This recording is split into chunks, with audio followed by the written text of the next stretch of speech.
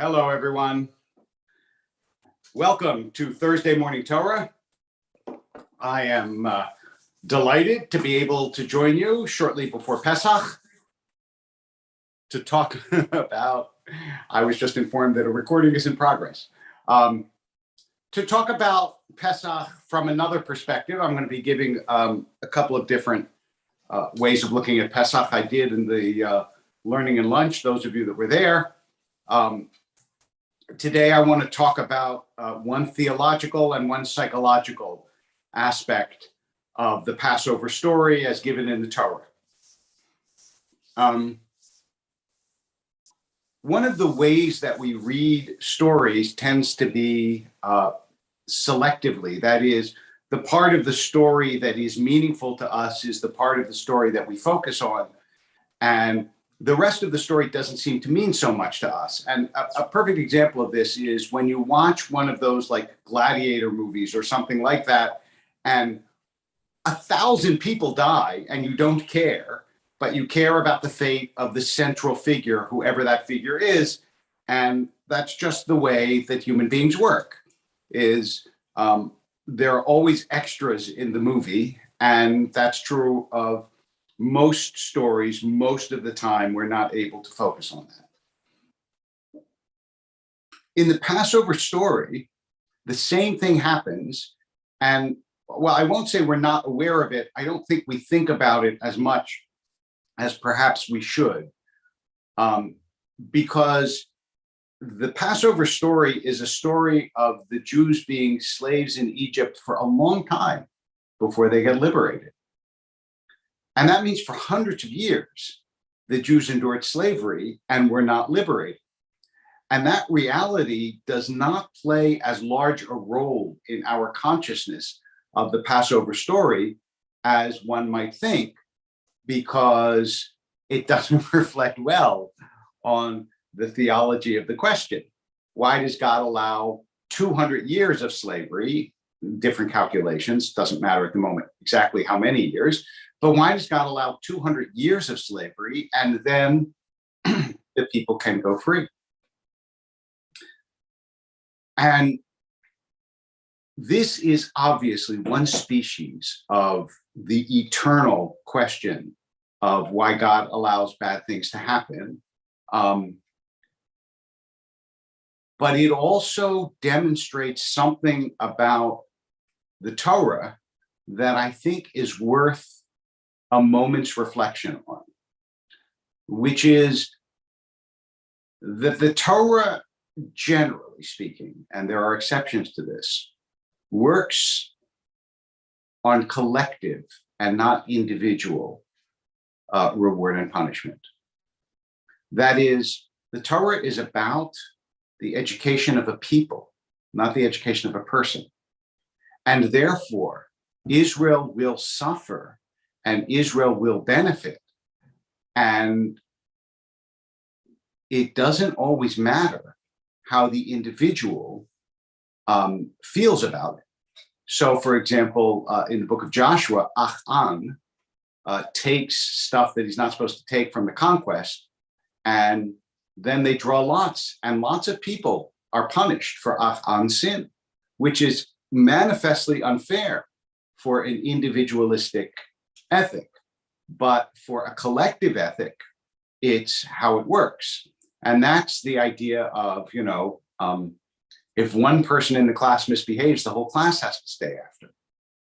And while to our highly individualistic society and ears, that's manifestly unjust and should not happen and should be ruled out of court, and not something, for example, we would ever teach our children. It is, in fact, both a common feature of certain societies and in some ways a highly effective one, because the way that you get the kind of peer pressure that creates all sorts of conformity, including moral conformity, is by saying the entire class either benefits or suffers from the doings of anyone in the class.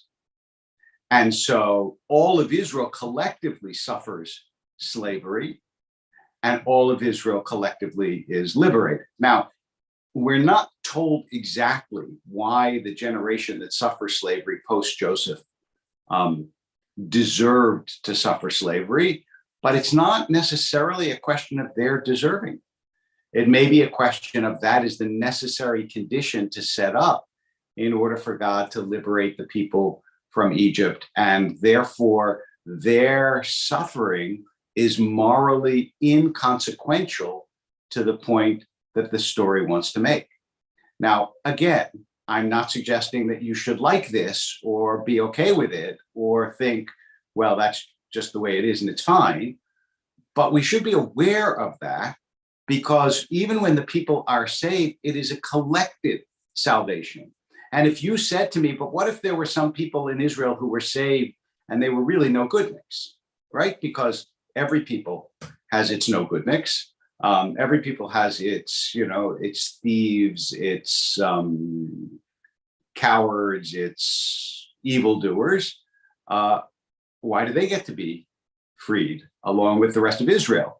And in fact, there is this rabbinic idea that an Arab Rab, which was a mixed multitude, but that's usually not Jews that they're talking about, are freed along with Israel. But if you ask why does that deserve to be, the answer generally is that this is a freeing of the people of Israel, and they're part of the people of Israel, so they get to be free. Well, you don't get benefits as a people if you don't get punished as a people. And this is an interesting way to think about the way the world actually works. Being born in America is not something that I earned, right? I could have been born in the Sudan, and then I would have suffered for it. The inequality of groups is part of the reality of life. Now, that doesn't mean you have to accept it or you shouldn't work against it. But at least in the Torah, the group carries more of the moral authority than the individual does. And the question is Israel following God's way? Not is every individual in Israel following God's way? Or is Israel violating God's way? Not is every individual in Israel violating God's way? And so this is a knotty moral question that Pesach raises that we don't usually discuss at the Passover table, but it's an interesting question, which is how do you account for God allowing Jews to be in slavery before they are free? And is there any kind of moral justification for that? Or is that just wrong? And why is it that God, a God of Israel, a good God, would do such a thing? So that's the first thing that I wanted to talk about, because I thought that it was important for us to recognize the reality that the Passover story in some ways is the second half of the Passover story that we really pay attention to. But the first half of the Passover story, to a great extent, we don't pay attention to. The first half of the Passover story, which is the story of the initial descent into slavery, that we tend to elide, we tend to skip. Okay, so next piece of this. And in some ways, this is sort of the opposite of the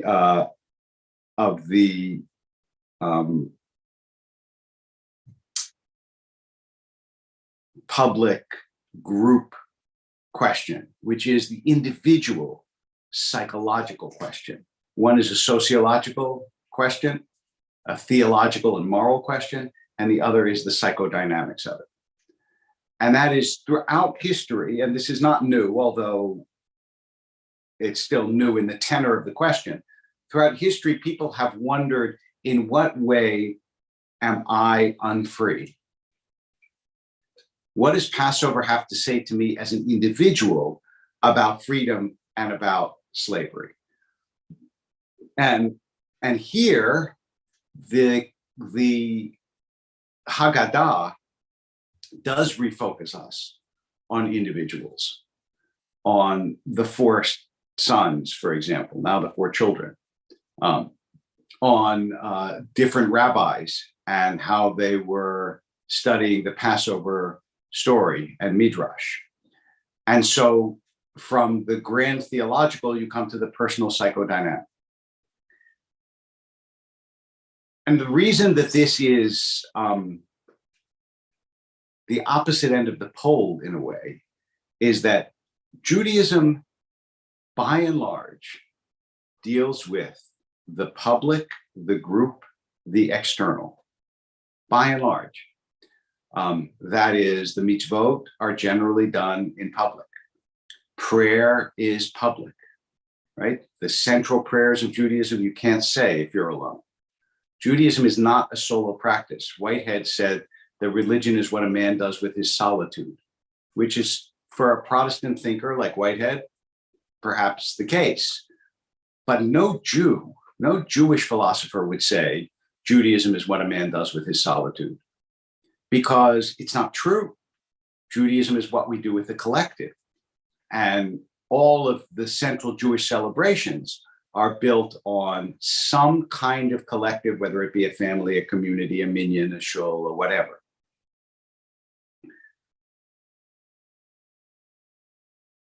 There is, as you would expect, a countervailing tendency in Judaism as well, for internal, personal, individual understandings of the mitzvot and of Judaism. And this, in fact, is the modern tendency, because we moderns live in what, Philip Reef long ago dubbed the therapeutic age.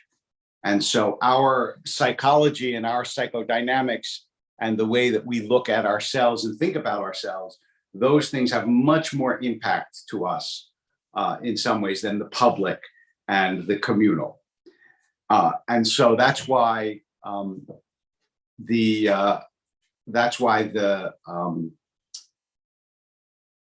mysticism has made such a comeback, because mysticism can be in part an individual practice. The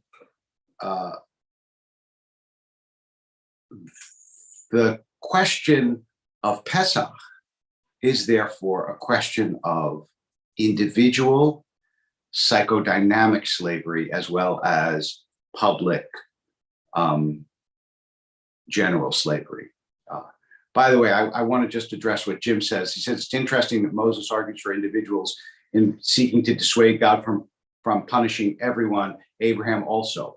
Well, yes and no, because they're both speaking about groups. Abraham doesn't say save Lot. He says, what if there's a group of righteous people, 10, right? He doesn't say one. And Moses the same. Now, it is true that they pray for individuals. Moses prays for Miriam to be cured. That's the case. And I don't want to say that the individual is completely erased, because Abraham and Moses themselves are individuals whom God singles out. It's impossible to erase the individual, and Judaism starts with every individual is created in the image of God. So I don't want to overstate the case, but the weight of moral either approval or disapproval is so much greater. The weight of the group is so much greater then than it would be now. That's what I mean. In fact, you can see, I'll go a step further. You can see this group thinking when people don't like other people based on their nationalities, right? This is a sort of species of it. We hate Americans, or these days we discriminate against all Russians, right? It's that kind of, everybody in the group bears responsibility for the group, and we don't accept this morality anymore. I think we should. But in the Torah, that's very much how God operates with the Israelites. It's very rare for God to say, all of Israel's fine, but this guy has to get it in the neck. So in any case, to continue with the psychodynamics, the varieties of ways that human beings enslave themselves are endless. And the degree of slavery, and whether that word entirely applies, is also pretty endless. So we have lots of different compulsions in our lives and things we think we need to do or have to do or should do. Is that a kind of slavery? Well, in a sense, it is. Is it slavery like being a slave in Egypt? No, it's not the same, but it's also not freedom. And the ability as a human being to be freed of internal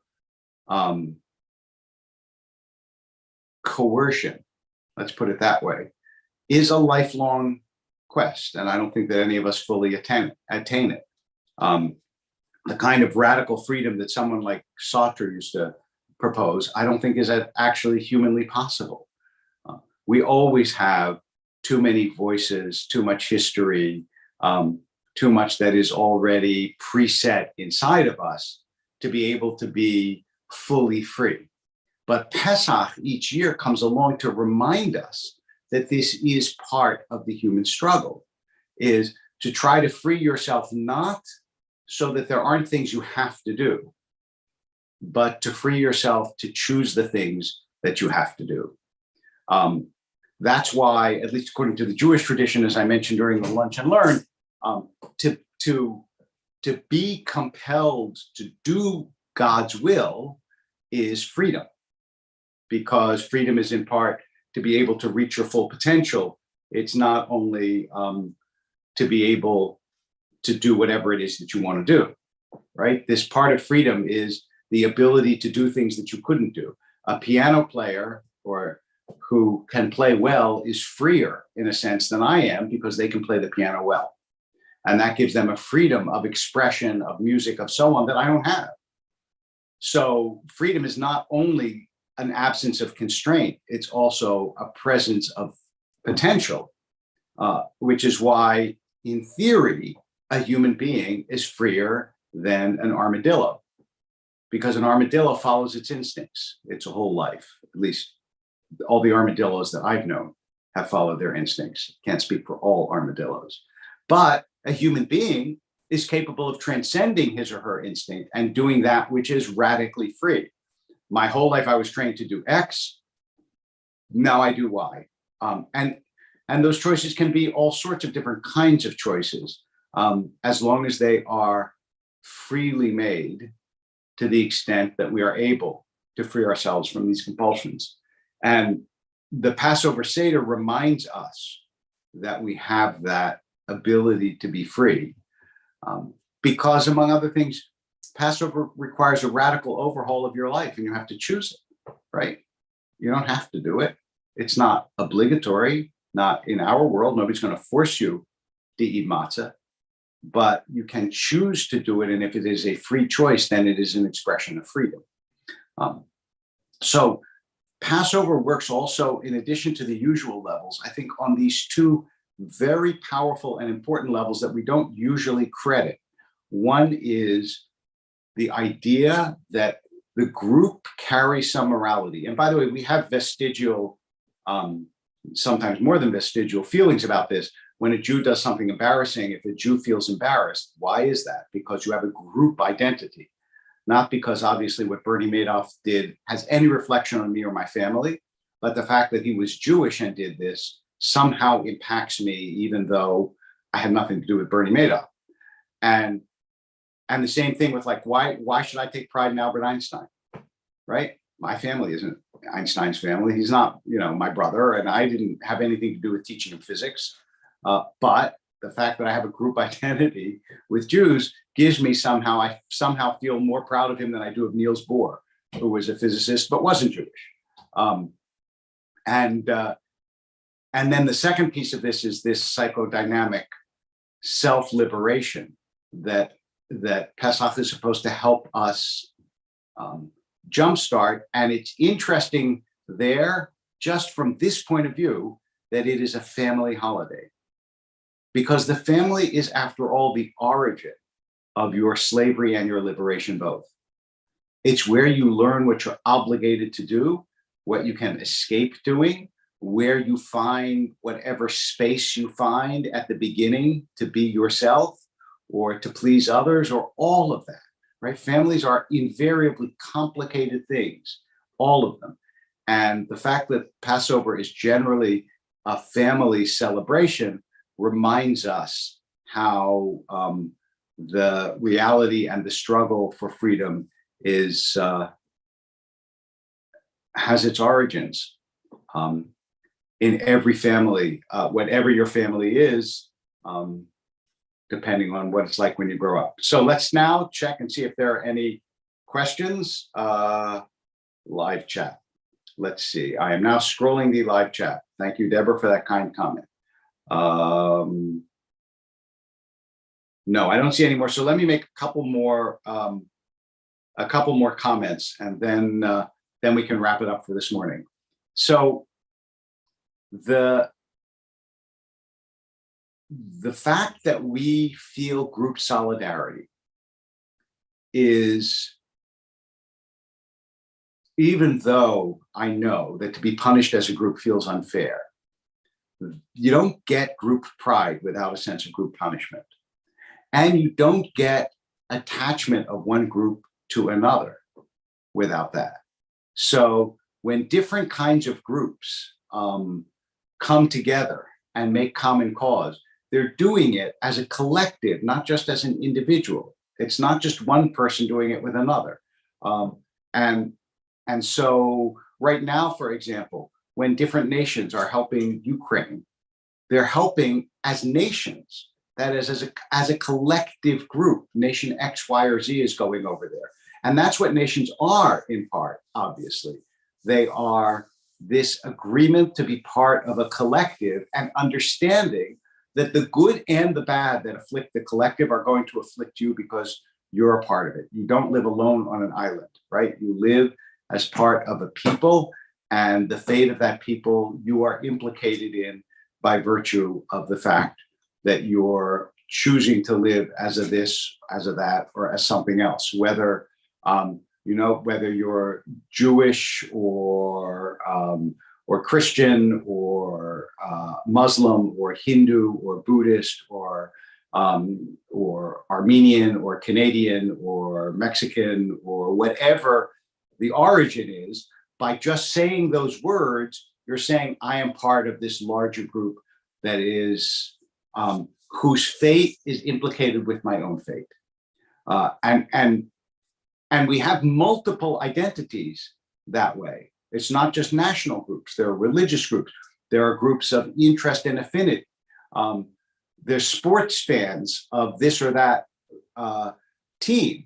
Why is it that if, a player who didn't play for that team last year, all of a sudden plays for the team this year and strikes out, and you, who never had, you don't know the player, you've never met him, and yet your day is ruined because that guy struck out? Because those collective bonded identities are really powerful in people, and we do feel each other through them to a great extent. And that means that there's a certain moral calculus that works with that group that is not, that is just not. I mean, why is it, again, like, why is a Jew today particularly affected by the Shoah, especially if they grew up in a different part of the world, because it's the group identity, right? You can't hear that and not feel it. And so even though the Torah works in a way that we don't normally think of, I think we work that way more than we sometimes give it credit for. And then inside ourselves, we are all both free and slave. There are things we wish to do or could do or hope to do, and then other things that make it very difficult to find that we're, that even if we want to, we can't. Have you the phrase, I can't bring myself to do something? Well, what does that mean? That means that the part of me that holds me back is stronger than the part of me that wants to move forward. In other words, I don't have total freedom. I place restraints upon myself, some of them conscious, many of them, I'm sure, unconscious. And Pesach helps us to remember the ways in which not only we were slaves historically, but we continue to be slaves and also, of course, to have a social conscience about those who are, in fact, slaves in this world. And I have no doubt that at many Siddharim all over the world, Ukraine is going to be mentioned this year. And we should remember many, many, many others. There are still many refugees from different places around the world who are homeless and scared. And if you are lucky enough to have a place to celebrate the Seder and you have food on your table, then I hope you are as grateful as I feel to have all of those things and to have you come to Thursday Morning Torah. So thank you. That's a little bit about Pesach. I think we have a class next week in which I hope, wrap up Pesach and some other themes altogether. And until then, I hope you have a Shabbat Shalom. I hope you have a good week. And when we get to it, a Chag Kasher.